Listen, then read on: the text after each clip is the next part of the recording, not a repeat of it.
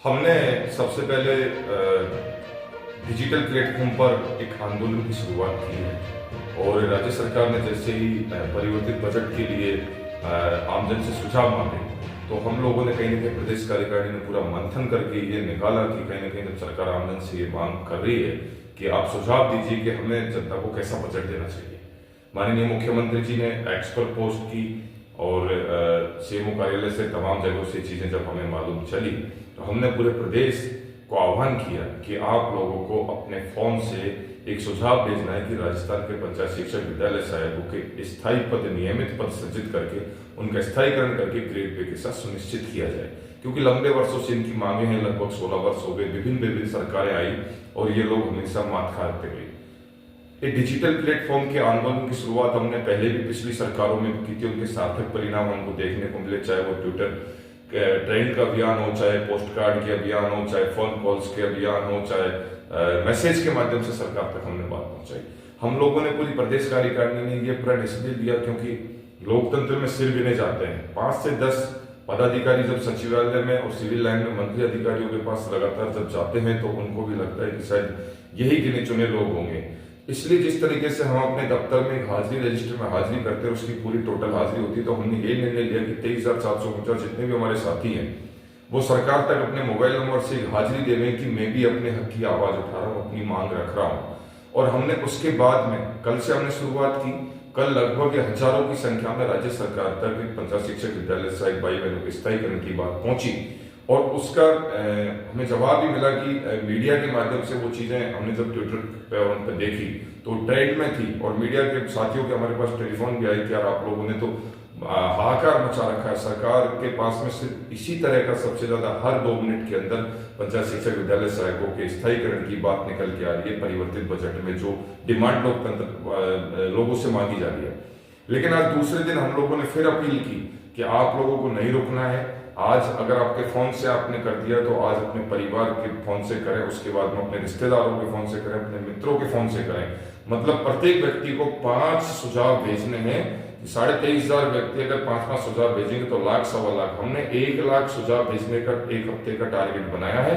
हालांकि सरकार ने 15 जून तक की इसकी डेडलाइन तारीख दी है, लेकिन हम लोगों ने इस तरह का प्रण लिया और संयोजक होने के नाते मैंने तो पूरे प्रदेश से आह्वान किया कि सब लोग, सारे लोग मिलकर सामूहिक ताकत के साथ इस मुहिम को आगे बढ़ाएं, क्योंकि ये डिजिटल प्लेटफॉर्म में देश और दुनिया में जिस तरह की मांगों को सरकारों के सामने मनवाया जाता है, चाहे वो रूस, अमेरिका, ब्रिटेन की हम बात करें, इंडिया में भी आजकल सोशल प्लेटफॉर्म पर जो मांगे ट्रेंड करती है उन्हीं मांगों पर सरकार की नजर जाती है। क्योंकि हम मानते हैं कि बहुत से साथी आपको रोकने का प्रयास करते हैं और वो कहते हैं कि 16 सालों से हम लोग इस तरह का करके आ रहे हैं, लेकिन 16 साल पहले डिजिटल प्लेटफॉर्म का जमाना भी नहीं था, डिजिटल आंदोलन का भी जमाना नहीं था। हम धरातल पर भी आंदोलन करना जानते हैं, हमने पहले भी किया, हमने सैकड़ों आंदोलन किए, जेलें गए, टंकियां चढ़े, मुकदमे हुए, लगातार हमने सैकड़ों हमारे साथियों पर भी। तो हम लोग इस चीज को बखूबी जानते हैं कि आप लोगों के पास सारे हथकंडे आते हैं, लेकिन नई नई सरकार बनी है, आचार संहिता जैसे हटेगी, हम लोग प्रदेश कार्यकारिणी लगातार मंत्री अधिकारियों से मिल रही है, बातें कर रही है, लेकिन फोटोग्राफ्स आपको नहीं भेज सकते क्योंकि फिलहाल हम लोग चुनाव आयोग के अधीन है। 4 जून तक जो आचार संहिता इलेक्शन कमीशन ऑफ इंडिया की उसकी पूरी पालना कर रहे हैं और उसकी पालना के मद्देनजर हम किसी भी तरह के फोटोग्राफ से बचने का प्रयास कर रहे हैं। हाँ, ये जरूर है कि हम लोग काम कर रहे हैं, आपको विश्वास करना पड़ेगा। और 4 जून के बाद स्वतः ही हम हमारे विभागों में चले जाएंगे और फिर हम लोग एक जो हाथ हमारे बंधे हुए हैं आचार संहिता में उनसे हम मुक्त हो जाएंगे। आपको फोटोग्राफ चाहिए, अगर चाहिए विश्वास के लिए तो वो भी उपलब्ध करवा दी जाएंगे। लेकिन बात ये कि फिलहाल हम चुनाव आयोग के अधीन अडॉप्ट हैं और उसकी पालना पूरी की जा रही है। अभी 7वें चरण का चुनाव बाकी है, चुनाव परिणाम आने बाकी हैं, तो हम लोग उसको फॉलो कर रहे हैं। आप लोगों को मिशन 1 लाख सुझाव भेजने का जो आह्वान किया गया है उसमें पूरी ताकत के साथ रिश्तेदारों के फोन से, अपने फोन से, मित्रों के फोन से आप जुट जाएं, लग जाएं।